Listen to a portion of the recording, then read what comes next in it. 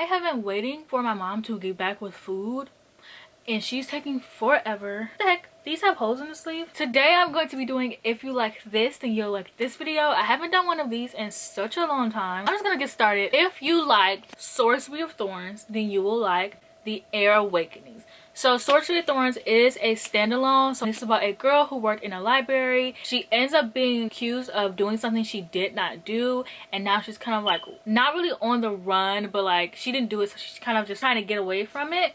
And then Heir Awakening is just about this girl who also works in a library. They kind of have the same plot, whereas they both live in a library. So I think that if you like Sorcery of Thorns, you'll like Heir Awakenings, because Sorcery of Thorns is a standalone and Heir Awakenings is a trilogy. It's basically just about this girl who lives in this library, and there are these sorcerers, and the people who live in the library think they're evil, but she ends up being kind of kidnapped by one of the sorcerers, and now she has to like work with them. And she also has her original friends who lived at the library, but she also made friends at the place where she lives with the sorcerer, and so she kind of just is dealing with that. Okay, so if you liked Vampire Academy, then you will like Crave. So I read Crave in one of my videos where it was something like, are these it was basically a video where I tried to see if books were similar because they said that they were carbon copies of other books. So I read this one because it's actually compared to Twilight a lot, but after reading it I discovered it's actually more similar than the Vampire Academy, but not in a way where it's copying. It's just kind of similar in the sense that it takes place in a school. So I mean, obviously if you haven't read Vampire Academy, where have you been? Vampire Academy is about this girl who is I forget what they're called, but she's basically protecting a vampire, and like they have people who protect a specific vampire. So she protects someone. She's a half vampire, half human, but she's not fully vampire, so she has to protect the vampire. And they were on the run, but they end up being found and going back to school, and now they have to kind of deal with like being vampires in school.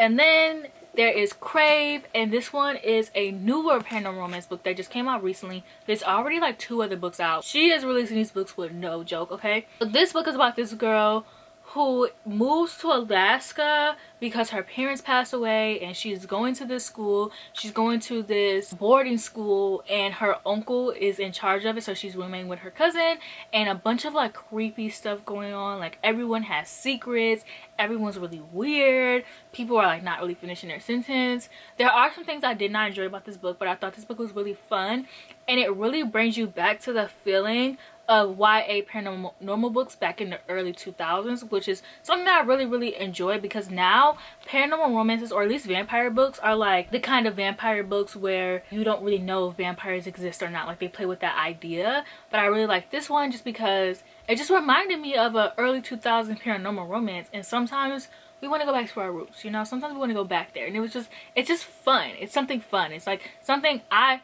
don't really like. I didn't really critique it seriously, and I hope that doesn't come off in a mean way, but I just thought it was like really fun. So the next 2 books I actually just read recently, and one of these books actually doesn't come out until May, but I got them both because of book of the month. So that is The Lost Apothecary and Arsenic and Adobo. I hope I pronounced this right. Every time I ask, everyone tells me, and I still cannot. I had to stop because my food got here, but now I need to hurry up so I can watch my Frenemies episode. The Lost Apothecary is basically just about it follows 3 different people. It follows the present day Caroline, it follows Nellie, who's apothecary, and then it follows Ella. That's not her name, but we're gonna call her Ella, who is basically like an apprentice. And basically in present day, the main character is going on her 10-year anniversary to, I think, like London or something, and a few days before, she finds out that her husband has been cheating on her, so she decides to go on this trip alone, where she discovers there is a mystery called the Lost Apothecary.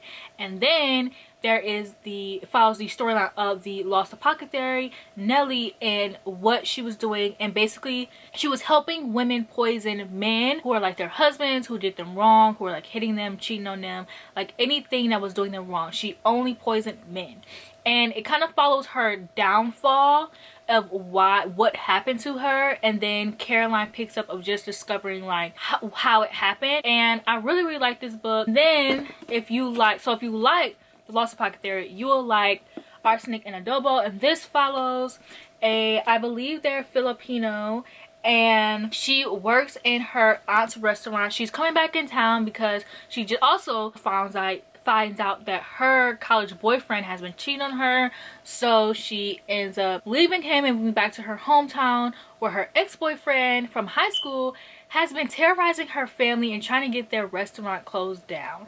And in trying to get the restaurant closed down, he comes in one day and actually dies while eating their food. So now the family is put under investigation, and she knows she didn't do it because she's accused of it. And so now it's a mystery of trying to figure out what happened. And I think these books relate because they're both about cheating men and why we should be poisoning them. This book was more on the fun side though. This book was still fun too, but this one kind of felt like a more fun, cozy mystery, but like in a sitcom way. Not saying it was a sitcom, but it felt like in a sitcom way, whereas this one was a little bit more serious, but not too serious to the point where you would be bored. I still had a lot of fun reading both of these books, and I read them one after the other, so I was like, oh okay, like I keep reading these books about poisoning people, like okay.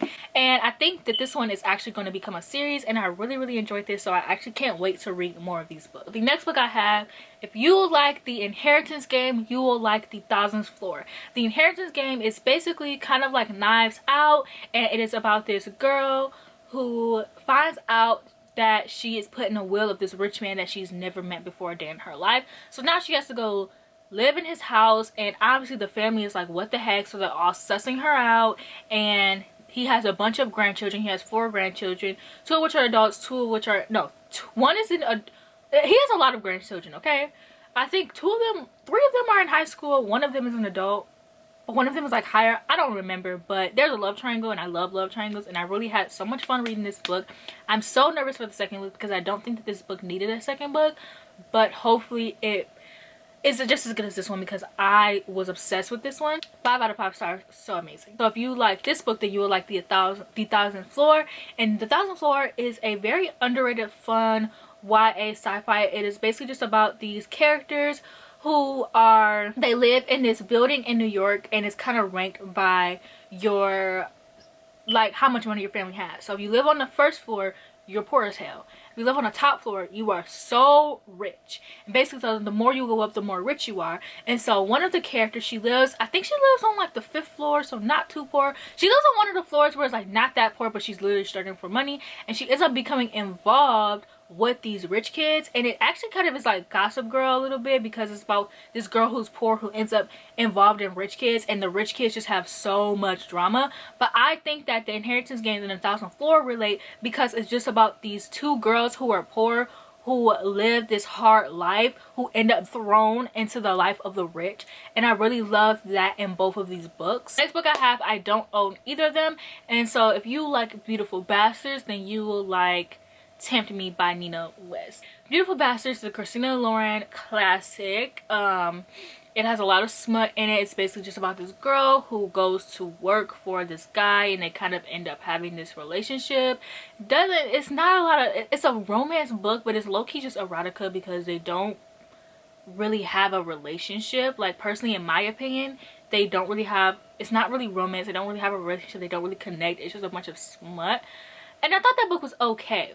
But Tempt Me, this book was so good. It was basically just about this girl who, she lived this everyday mundane life. She was engaged, and then she finds out that her boyfriend has been cheating on her, and her family is very like, I think her family is like Christian, so they're very like strict. And when she finds out that he's cheating on her, her family's like, well, you should just wait for him. And so he's like, wait for me, I'm gonna marry you when I'm ready, and all this stuff. And she's like, I need to get a life. So she ends up moving to Alaska and working at this, I think it's like a hotel, and she ends up becoming this assistant to the manager of the hotel, and he kind of introduced her into new things in her life.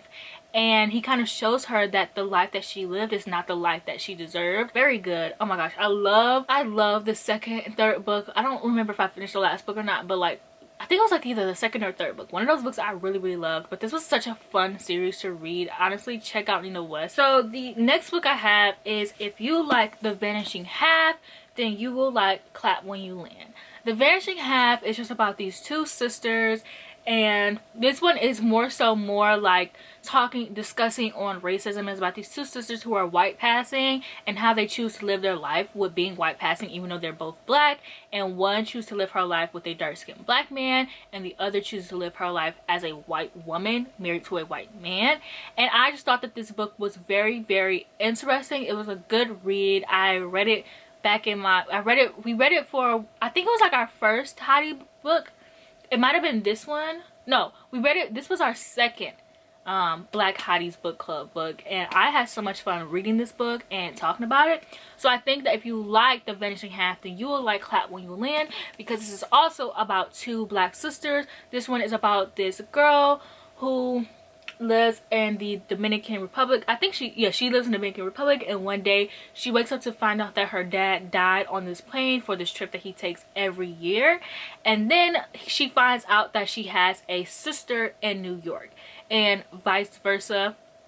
So you kind of learn about these girls and how they're sisters, and they don't know that they're sisters, and they kind of is dealing with grief and just how they live their life, and how his dad kind of lived two lives. And these books relate because they're just discussing these two sisters. I really loved Clap When You Land. Like, this book was so good. Elizabeth Acevedo never misses, to be honest. So I think these both relate because they're two sisters. And very interesting enough, in this book, The Vanishing Half, these two sisters also lost their father. But this one deals with sisters who grew up and then they became less connected. They grew up together and then they became less connected, whereas this one deals with two sisters who never knew each other existed, and now they're trying to form a connection. I think that if you like Shadow and Bone, then you will like Forest of Souls. If you have never read Shadow and Bone, where have you been? Shadow and Bone is actually going to become a Netflix series very soon. I think in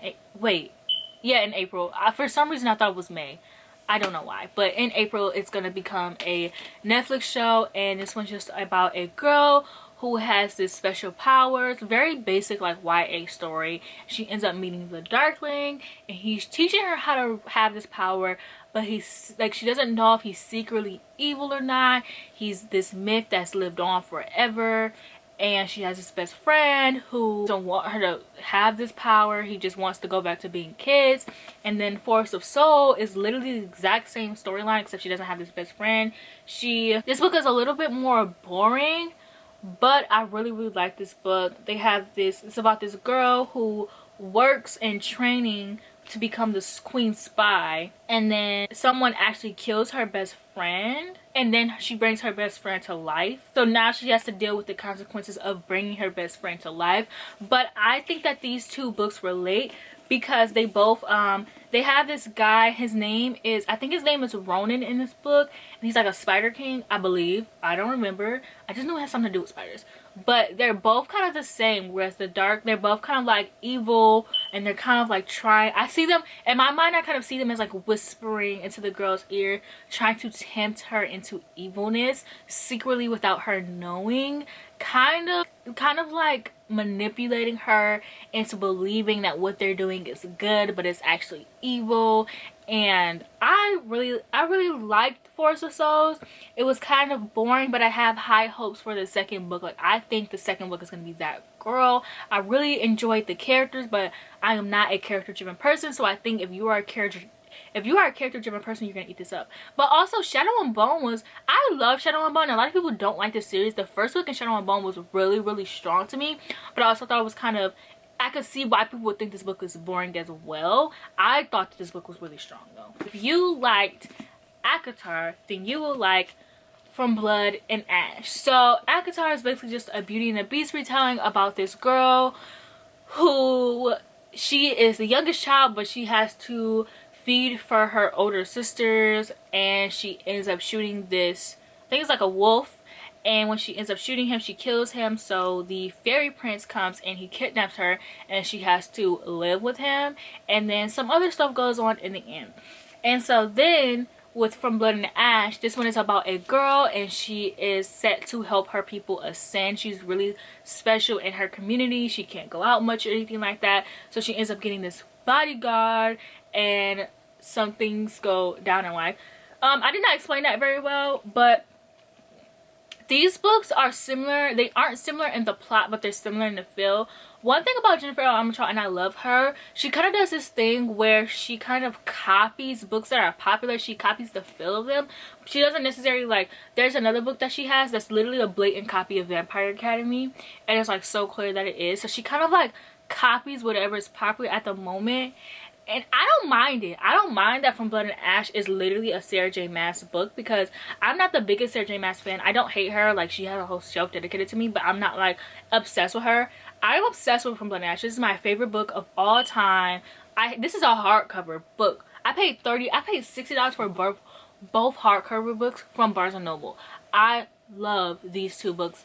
So I don't mind that it's copying Sarah J Maas, but Hawk in this book is literally recent, and I don't hate recent. I'm just like, okay, whatever. But Hawk, I love him. I love this book. There is some spicy scenes in this book, same as they are in Acromath, but there's some spicy scenes in this book. I love the main character, Poppy. She has this scar over her eye. She has to walk with a veil. She is strong, and I love Hawk. It's also like a bodyguard romance. So I just think these books are similar just in the feel and not really in like the description. Lastly, I think that if you liked Middle Game, then you will like This Is How You Lose the Time War.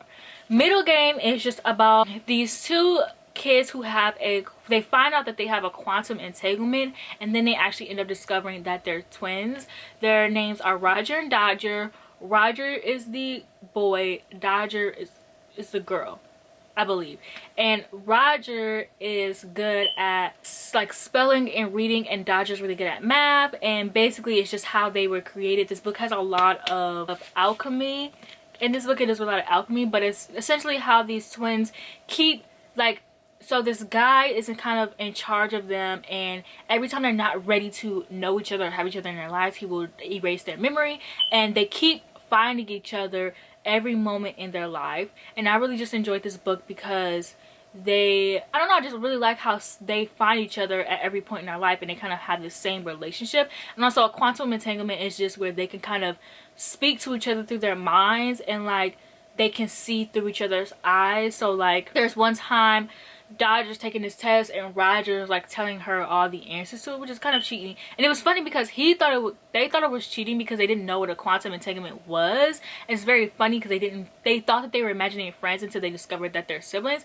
And there's so much more to this book than just that, so I hope no one thinks of those as spoilers, but there's so much more to this book. It deals with a lot of like science and all of that stuff. So then I think if you like this, then you will like This Is How You Lose a Time War. This Is How You Lose a Time War is basically about these two people, Red and Blue, who have this bet on how to lose a time war, and they're always like restarting time to beat the other one. And I really just think that these books relate in the feel. Once again, these books are like, they feel similar, especially within the sense of time and science being like heavy, like the heavy purposes of both of these books.